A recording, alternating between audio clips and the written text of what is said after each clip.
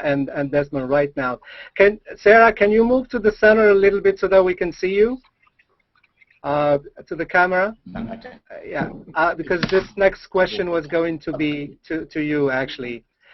So Sarah, you're a Duke student with the interest in Arabic and Middle Eastern studies. Here you are at the end of your freshman year in Egypt, at the center of the Arab world, watching history in the making. So can you tell us what your feelings are at this moment? Yes, absolutely. Thank you, Ustaz Azadeen.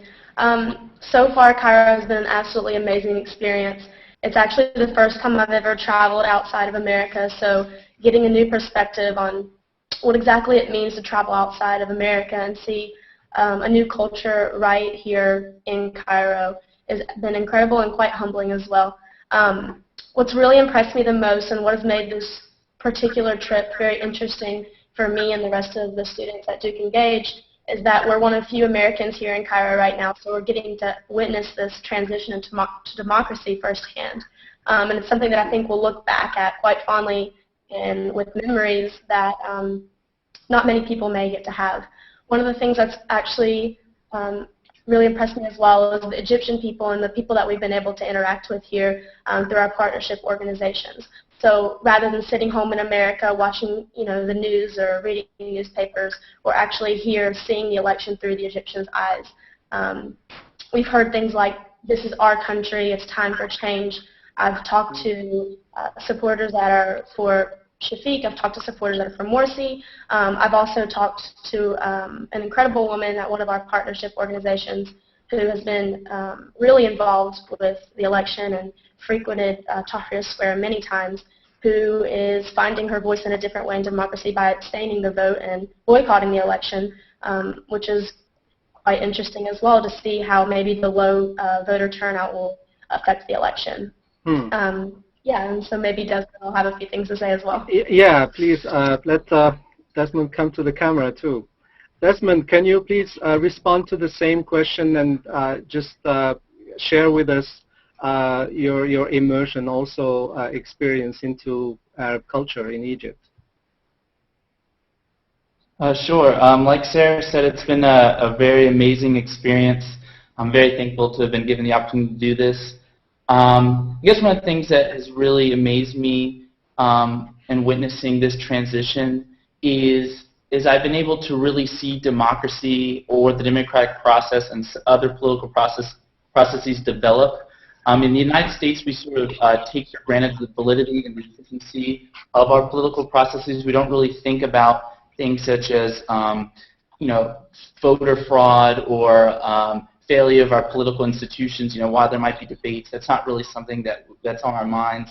But here, that's a very big concern. A number of people that I've talked with while working with our partner organizations express concerns about the validity of their political institutions. For example, one person I spoke with believed that Ahmed Shafiq had won second place in the preliminary elections, through cheating or because soldiers and other conscripts have been allowed to vote, which was supposed to be prohibited. So this sort of doubt in the political institutions is very interesting, and it's very humbling to see democracy at its earliest stages, because it's something that we definitely take for granted here in America.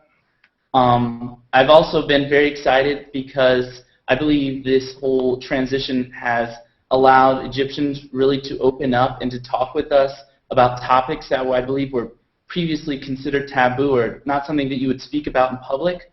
I remember before coming to Egypt, I was warned really to not speak about religion or personal matters or politics.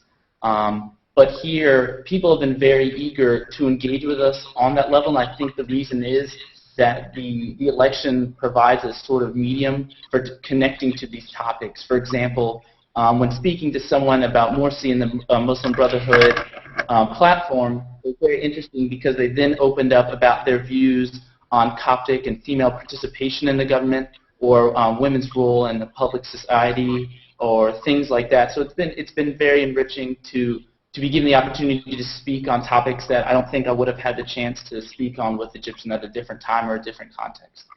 All right. Well, thank you very much, Desmond and Sarah. Abdeslam, I'm gonna yes.